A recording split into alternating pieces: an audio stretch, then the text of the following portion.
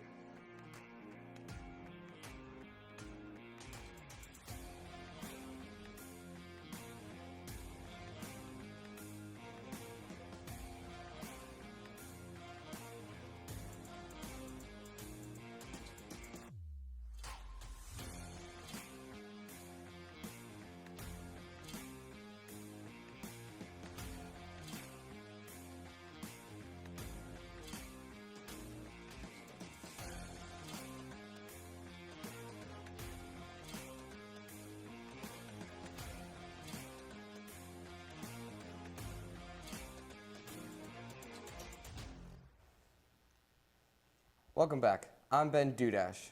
And I am Amber Filyaw. A Massachusetts community on Cape Cod Bay is missing a favorite meeting spot. The boardwalk in Sandwich is damaged after the weekend's nor'easter. Locals told Siracongi why the structure is important to them. The Sandwich Boardwalk is not only a popular tourist attraction, but a gathering spot for local residents. But the weekend's blizzard hammered the wooden structure. A large section of the planks just torn away. The city's posted a sign this morning rendering the walk unsafe. David Milligan takes a dip in the waters along the boardwalk several times a week. He says jumping off at high tides is a rite of passage. The boardwalk was first constructed in 1875 and has since been replaced. The town is already in the process of rebuilding again. Plans are to raise and widen the boardwalk. The boardwalk has been repaired several times. In 1991. Hurricane Bob destroyed it. Denver's mask mandate is ending this week. Starting Friday, officials say they'll no longer require people to cover their faces or prove vaccination to enter businesses. People will still need facial coverings to enter schools and daycare centers under another public health order. Mayor Michael Hancock says COVID-19 cases and hospitalizations are down. He says the mandate might come back if those numbers rise again.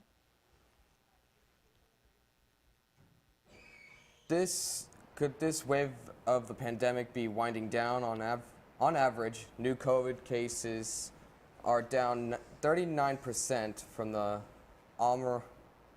Omicron peak. Hospitalizations in many states are falling too, and we have more tools to fight the virus now. Moderna's COVID-19 vaccine for people 18 years older and up just got full approval from the FDA. And Novavax says it's formally submitted a request for FDA emergency use authorization for its vaccine for adults. The Pittsburgh Biotech vaccine for kids ages 6 months through 4 years could be authorized for emergency use in early March, according to a Pittsburgh board member. Good news, yes, but COVID-19 isn't expected to disappear. North Carolina firefighters are monitoring a fire burning at a Winston-Salem fertilizer plant. On Monday night, the crew had to evacuate the area because of fears of an ammonium nitrate explosion. They've also asked residents living nearby to leave. An official says they weren't able to get enough water inside the building because of how aggressive the fire is burning. So far, no injuries have been reported. Useless worry or necessary concern as tensions grow on the Russia-Ukraine border. Many in Moscow aren't very concerned. An unnamed woman claims, quote, "I try not to watch the news. I think they're escalating it a lot. I believe very little of what they're showing," close quote. Ukraine is still receiving lots of help and support from its allies, but it also seeks weapon support from the unconcerned Moscow. Reports say the state seems to be readying the nation for a potential conflict. A major beef breaks out after an alleged steak shortage. On Friday night, tensions flared into a fight at Golden Corral in Pennsylvania, and now authorities are trying to find out who started the ruckus. Ben Salem police confirmed the brawl may have involved more than 40 people and happened following an argument among some customers. But officers didn't know what sparked the argument. But JK Hospitality LLC, the Golden Corral franchise, wrote in a statement, "Thankfully, no serious injuries have been reported. The safety of our guests and coworkers is our top priority." But a former employee says his friend who works there at the restaurant was hurt. Criminal charges probably aren't a great addition to a dating profile, but one man's mugshot might be his convinced burglar who's now wanted for stealing hearts. When British police in West Yorkshire released this mugshot and applied for the public's help, little did they realize how much his looks would appeal. And now let's check on our weather. Madison, what can you tell us? The temperature was cold this morning, which seems to be our current weather pattern, but we will have rain be moving in later this week. I'll share what that looks like and more right after this break.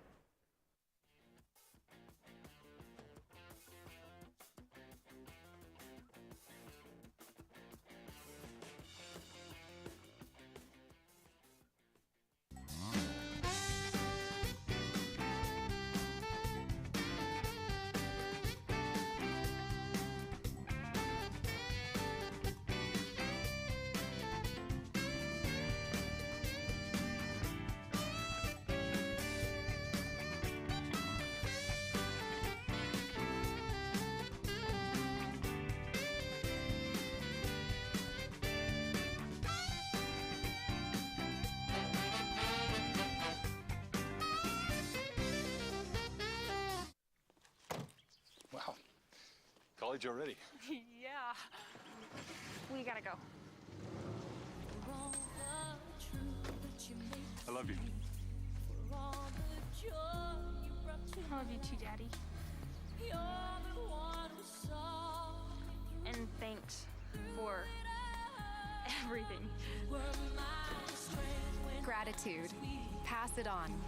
A message from the Foundation for a Better Life.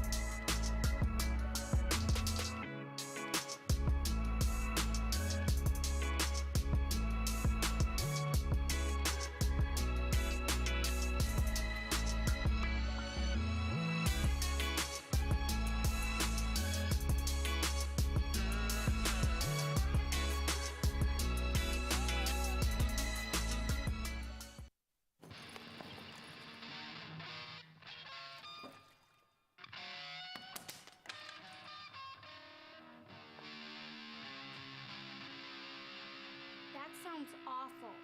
Seriously, awful. a lot better than last week.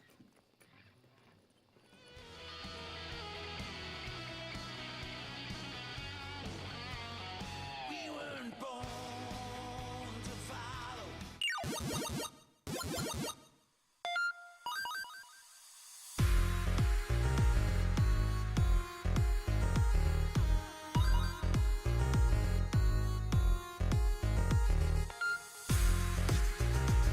Final round. Fight.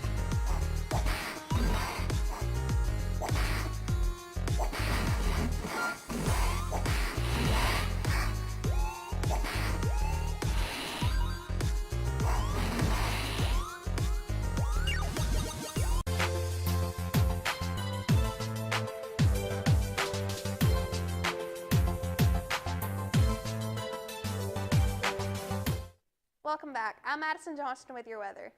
And let's look at our weather at glance.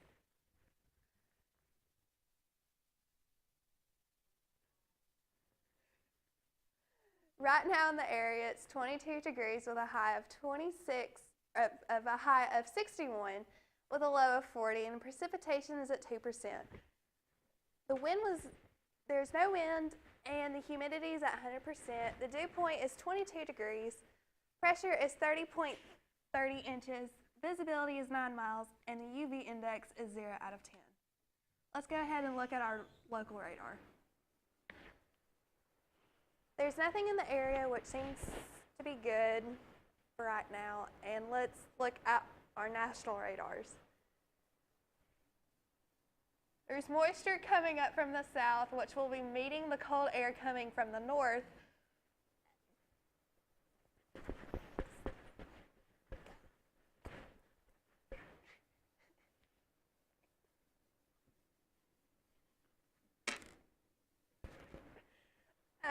There's going to be, there's a storm front.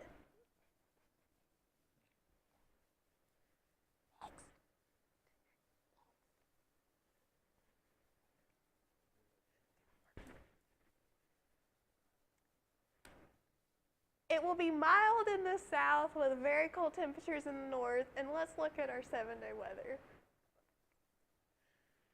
Tuesday will be sunny with a high of 61 and a low of 39. Wednesday will have scattered showers with a high of 55 and a low of 50. Thursday will be rainy with a high of 66 and a low of 44. Friday will also be rainy with a high of 48 and a low of 28. Saturday will be mostly sunny with a high of 49 and a low of 30. Sunday will have rain and possible hail with a high of 48 and a low of 39. And Sunday will be partly sunny with a high of 48 and a low of 24. That's all I have for weather, and here's Eli with your sports report.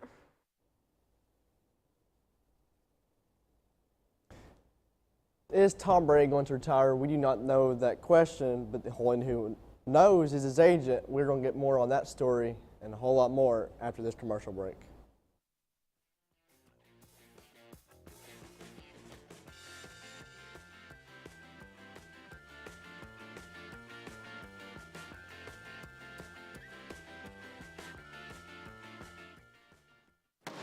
Well, you're wrong.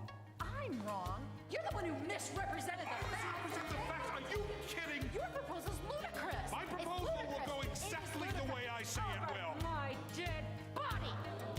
I think somebody needs a timeout. Oh, that's the power of one. Civility. Pass it on. One grain of sand can turn the tide.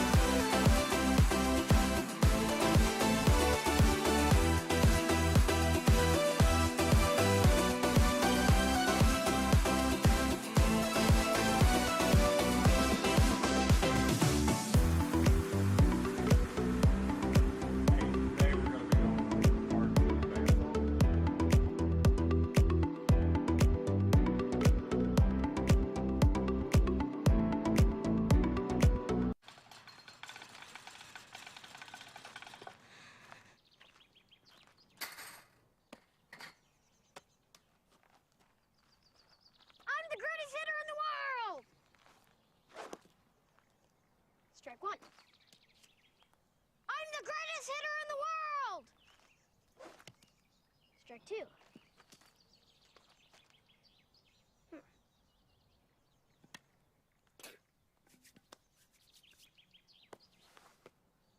I'm the greatest hitter in the world!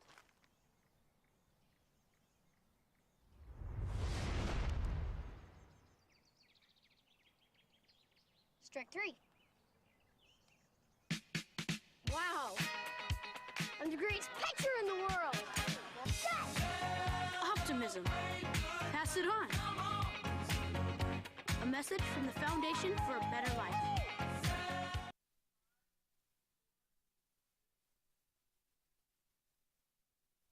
Welcome back. I'm Ian Dunn with your sports.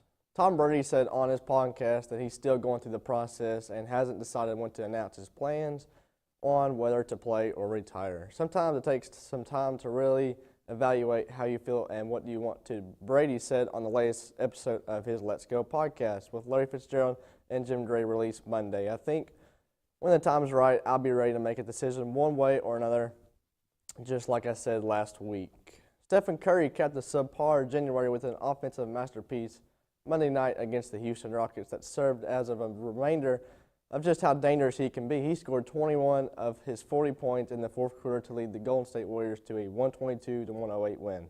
College football's early signing period brought plenty of surprises and news as 269 ESPN 300 recruits signed their national letters of intent.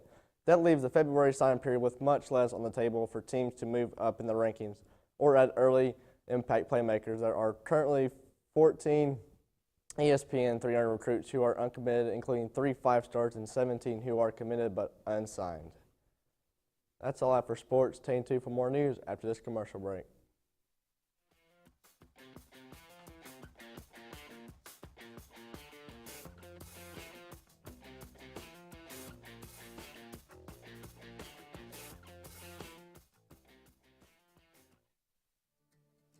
CRCC to me is a calling that God placed on my life to really step out in faith on something that I didn't think I could do, and it's been amazing to see how God's worked through it.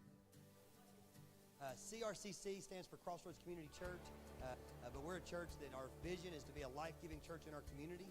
We do that through helping people know God, find freedom, discover their purpose, and then go make a difference. And so that's what we're doing every week, is helping people discover their jam and go make a difference.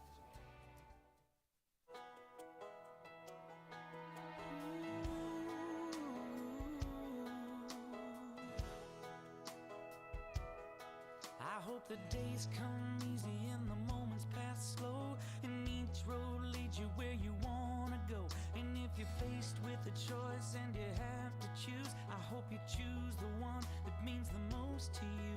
And if one door opens to another door closed, I hope you keep on walking till you find the window. If it's cold outside, show the world the warmth of your smile.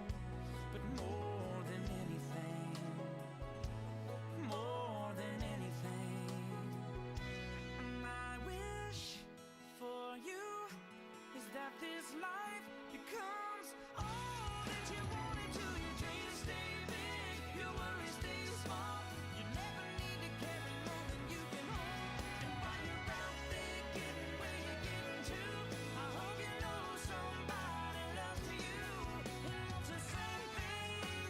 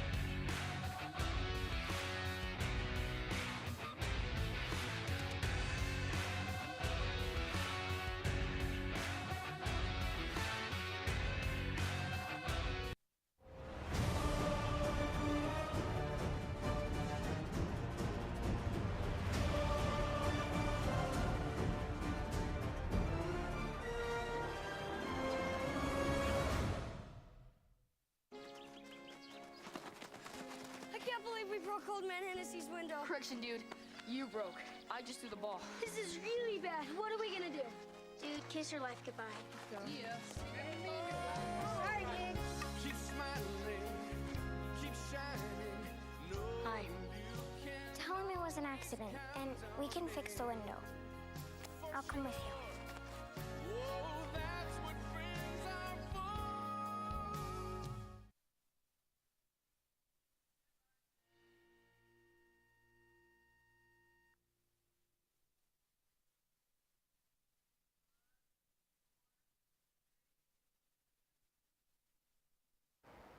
Welcome back.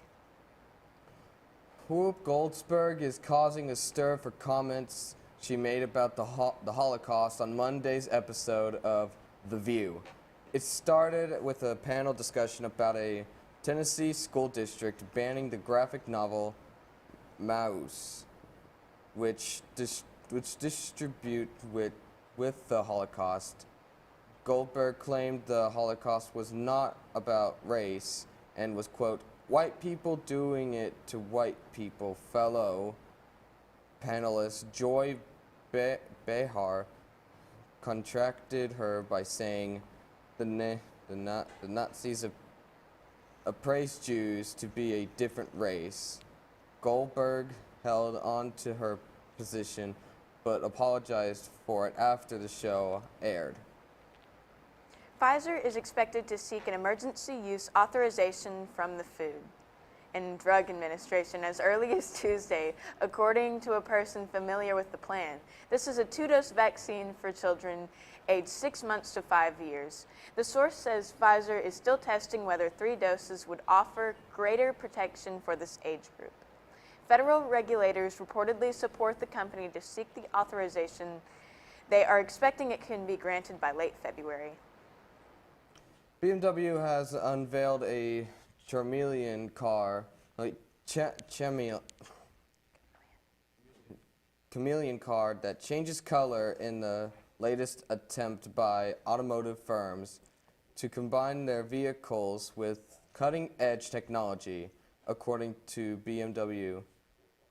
The effect is created by applying an electrical charge to microcapsules.